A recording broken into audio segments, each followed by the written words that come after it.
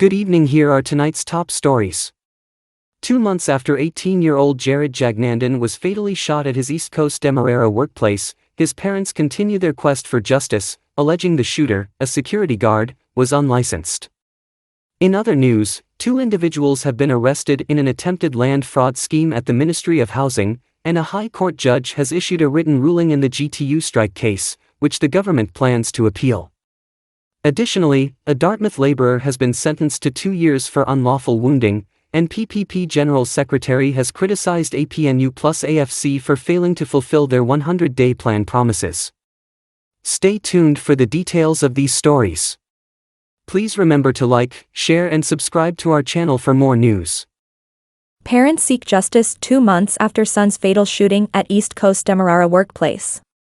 2 months have passed since 18-year-old Jagnandan was fatally shot at his workplace on the east coast of Demerara, and his parents remain steadfast in their pursuit of justice.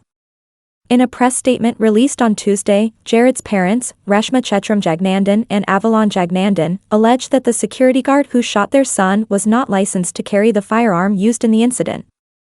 They criticized the security service for its negligence and lack of cooperation with the police investigation. It has been disclosed that the security service negligently and recklessly permitted the guard to possess the loaded firearm knowing that he had no license or permit to do so, the parents stated. They further claimed that the security firm has failed to provide essential records required by law, which they believe could result in criminal charges under the Private Security Act. The parents suggested that the security firm's license could be cancelled or suspended, and firearm licenses revoked, due to these violations. The law recognizes that you cannot just set up a security firm, fail to provide adequate training, fail to acquire requisite licenses, cause death by the combination of this negligence and escape free from penalty under the law. When you put guns in people's hands, you must be held to a very high standard, they emphasized. The Jagnandans also raised concerns about the potential for both the security guard and the firm to be jointly charged for Jared's unlawful killing under the Criminal Law Offences Act. They questioned the oversight and approval process of security firms by the police force, suggesting it might have been handled recklessly or negligently. Jared Jagnandan, a sales and marketing representative who lived in Martyrsville, East Coast Demerara, ECD, was shot on March 21 at Schaff Auto Sales in Lusignan by a 20-year-old security guard employed by a private security firm. Despite the guard's immediate arrest, no charges have been filed against him to date. According to a police report, the incident occurred when the business owner of Schaff Auto Sales returned to the store and found Jared and the security guard seated near the security desk. Shortly thereafter, a loud explosion was heard, and Jared was discovered shot. He was subsequently taken to Woodlands Hospital, where he succumbed to his injuries. The Jagnandans criticized the auto sales company for the delay in providing medical attention to their son and called for the security firm to be held accountable for the incident. They are considering civil proceedings to seek justice. 2 months after our son's death, we feel no further ahead. Why is our matter being treated differently? Why don't we deserve justice? They asked. They expressed fears that delays in the investigation could lead to the security guard, the auto sales owners, and the security firm evading accountability. The grieving parents are calling for a thorough and transparent investigation, emphasizing the importance of swift and decisive action to prevent the case from being forgotten. 2 arrested in attempted land fraud scheme at Ministry of Housing. Police have arrested 2 men in connection with an attempted fraud involving a plot of land and $250,000 from an East Coast Demerara, ECD, resident. The incident unfolded on May 20 at the Ministry of Housing, Brickdam, where one of the suspects, a 30-year-old man from Mess des Lys, Canal No. 1, West Bank Demerara, was apprehended. His alleged accomplice, a 31-year-old man from Gordon Street, Kitty, was also arrested after attempting to flee the scene upon seeing the police. According to the intended victim, 30-year-old Andrew Albert of Enterprise, ECD, he received a call on May 17 from a man who introduced himself as Sukram, claiming to be a surveyor at the Ministry of Housing. The caller offered Albert a low-income house lot for $500,000, requesting an upfront payment of $250,000. Albert was instructed to meet Sukram at the Ministry of Housing on May 20 at 10 o'clock hours. On the morning of the scheduled meeting, Albert received an acknowledgement letter from the Central Housing and Planning Authority, allegedly confirming his allocation of a house lot at Enterprise, ECD. Sensing something amiss, Albert proceeded to the Ministry of Housing and identified the alleged fraudster to a police officer, leading to the suspect's arrest. During the arrest, the suspect was found in possession of the acknowledgement letter and a receipt made out in Andrew Albert's name for the house lot payment.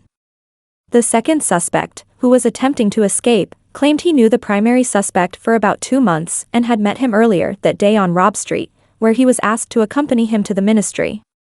Both suspects are currently in police custody as investigations continue. High Court judge delivers written ruling in GTU strike case, government to appeal. High Court Judge Justice Sandil Kasoon has officially handed over the written ruling to the Ministry of Legal Affairs regarding the legality of the Guyana Teachers Union, GTU, led strike in February.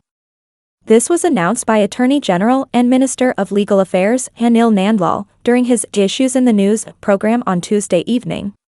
Nandlal disclosed that the written judgment, which spans 134 pages, was received on Monday, May 20, 2024.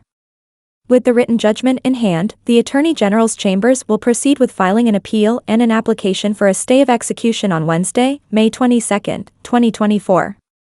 The legal battle stems from a 4-week strike in February, organized by the GTU, over salary increases and other benefits for teachers. In response, the Ministry of Education ceased the deduction of union dues and threatened to cut the salaries of those participating in the strike. The GTU then took the matter to court to prevent the pay cuts. On April 19, Justice Kasoon ruled in favor of the GTU, stating that the right to strike is embedded in the fundamental rights and freedoms guaranteed under the Constitution of the Cooperative Republic of Guyana. However, Attorney General Nandlal argued that the common law principle of no work, no pay was justifiably applied by the government. He cited Article 147(2) of the Constitution, which he interpreted as implying that the freedom to strike comes with the condition of no work, no pay. Despite the government's plans to appeal, teachers have resumed strike action to pressure the government into negotiating salary increases from 2019 to 2023, a position the government has already rejected. The Ministry of Education has urged the GTU to act in good faith and adhere to the 1990 agreement to follow the reconciliation process. In a statement released this week, the Ministry of Education emphasized, conciliation cannot commence until the strike has ended and a state of normalcy returns.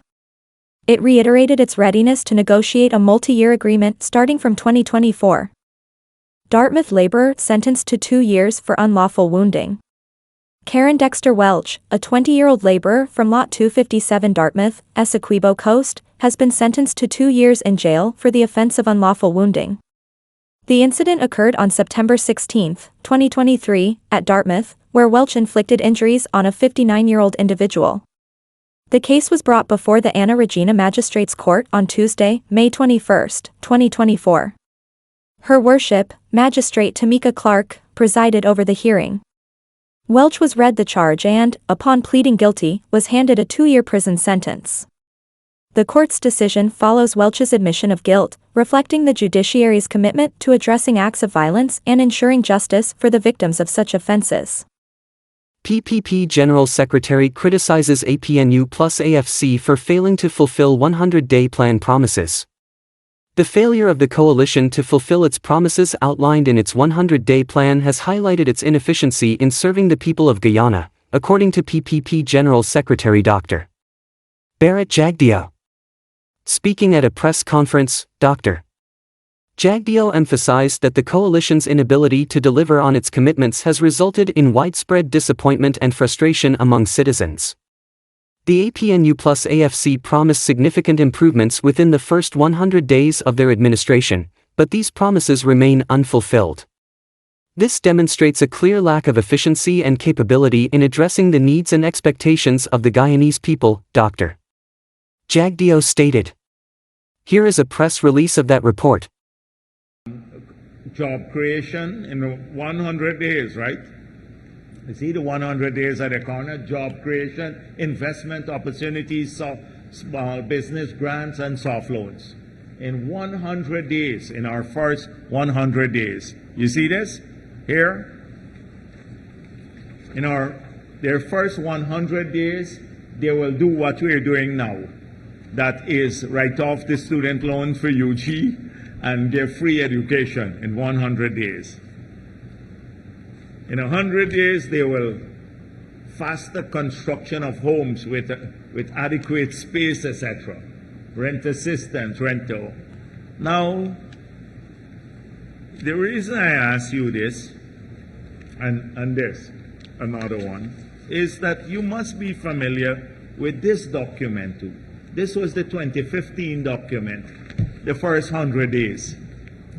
This was exactly, it looks almost like very familiar with what they promised in 2015, the first 100 days. So the first 100 days, they took it directly from there. Significant salary increases for government workers, teachers, primary school, etc., civil servants, etc. The first 100 days. Significant increases in old age pension. Exactly the same thing. They promised in that period waiving of duties on fuel in the first 100 days, tools and small-scale mining equipment brought by identifiably holders of small concessions. 100 days they were supposed to do that in the last government. You know what they actually did to the miners? They increased the royalty rate, they increased the tributers tax, and they put VAT on the machinery and equipment after promising in their manifesto that in the first 100 days they will waive all the taxes they would pay. They then said they would establish a national cane workers and cane farmers conference in the first 100 days. Well, you know what we got? 7,000 sugar workers all without a job. Establish of a national rice farmers and rice millers conference. Granger met with the rice farmers and told them, this is private business, you know, don't look forward to any government help. So they didn't have the conference, and he told them that. He said, don't look out for any help from the government. Liberalization of telecoms and ICT sectors. You know, that ended the whole 5 years. They didn't do it. We did that when we got back in office, 3 months after we got back in office. We had left even the legislation for them. In fact, the legislation was already tabled in Parliament. They never did it in the five years, and they promised it in 100 days. So this is the same old worn apno. Same old worn apno. They're putting out these things. Nobody believes anything that they say. Nobody believes anything they say. And they had a lot of help from Kaichur News. Kaichur News too, because there's a pattern. Kaichur News is latching on to them, or they're latching on to Kaichur News. Well, they all cut from the same cloth. Let us know what you think about the Vice President remarks in the comments.